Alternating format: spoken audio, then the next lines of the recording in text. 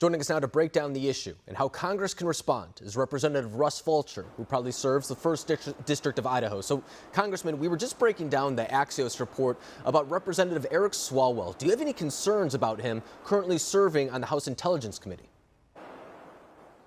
You know, I really do. China is our enemy, and they are real. They have got an economy that's arguably as large as ours. They have a military that's arguably as large as ours. And what just happened with the Swalwell situation is kind of a wake-up call that this is just how in-depth the Chinese will go to try to infiltrate American influence. So this is very troubling. Number one, because he's a member of the United States Congress. Number two, because he serves on the Intelligence Committee. He has tremendous access to information. Yeah, and I think that's very well put because, for example, he's not the first individual. It wasn't too long ago we were talking about Dianne Feinstein, who had a driver on her staff who was also a Chinese spy. But we've also heard this taking place at our academic institutions across the country, our financial institutions across the country. Earlier this week, there was a videotape of a very wealthy Chinese individual who was saying that they have some people in the highest places of power here in the U.S. How can we address these concerns in a very tangible way? Well, first of all, the university issue is a serious one. I've had concerns about this for a long time. We run the risk every time we import our students from other countries that we're actually training our adversaries. They'll go to some of these elite universities, they'll get specific training, and oftentimes they will use that against us later on in life. And so that's the first concern. The second one is it takes a seat away from an American student or an otherwise proper student that would not be a threat. So we need to put that through a very strict magnifying glass. Anyone applying to these universities needs to have a strict protocol they need to be subject to before they can be admitted. And Congressman, you're a brave man for saying that, because over the past 4 years, it seems like whenever someone brings up allegations against China, they were said that they were deflecting away from Russia, something like that. And don't get me wrong, I mean, Russia does have an at times adversarial relationship with U.S. interests, but nothing compared to what China's been doing for the past couple of decades, whether it be on the trade front, the coronavirus front, human rights abuses. I mean, is the United States not taking this threat seriously enough, or has it not been over the past couple of years? I do not think so.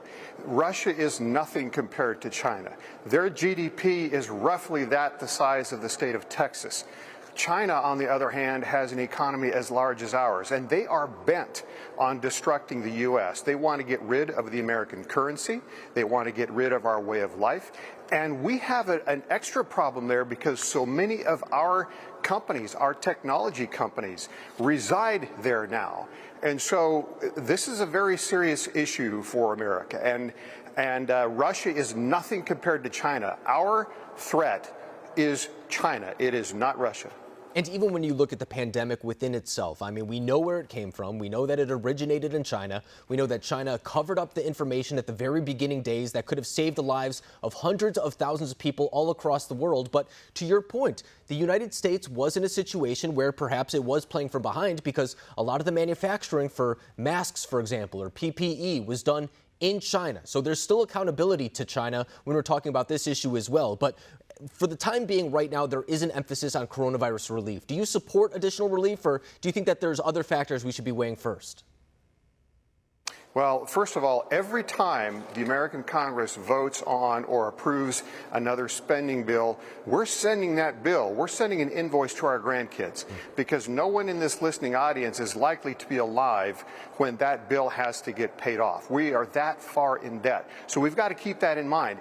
Anything that we spend, anything that we do needs to be directly correlated to resolving some of the problems directly due to COVID. The PPP extension plan, that might be something worth looking at, because the government mandated that some companies shut down, and that's not right. But these blue state bailouts and things like that is completely improper. I don't think it's fair for constituents in my state or across the country to pay for the bad policies that New York or California or some of those states are putting into place. So we've got to be very careful about any further stimulus support. And I think that you bring up a good point, too, and it's the idea that, for example, when California closes down businesses, they're also cutting off a revenue source that is coming back to them as well. And to just, for example, give out stimulus checks to a lot of people while keeping those small businesses down, that doesn't help them. That money ends up going to Amazon, Walmart, the places that are deemed to be essential that are staying open throughout this entire time. I think you bring up several interesting points. But Representative Russ Fulcher, I can't thank you enough for coming on the program tonight, breaking down the issue of China and also the coronavirus relief. Thank you. My pleasure.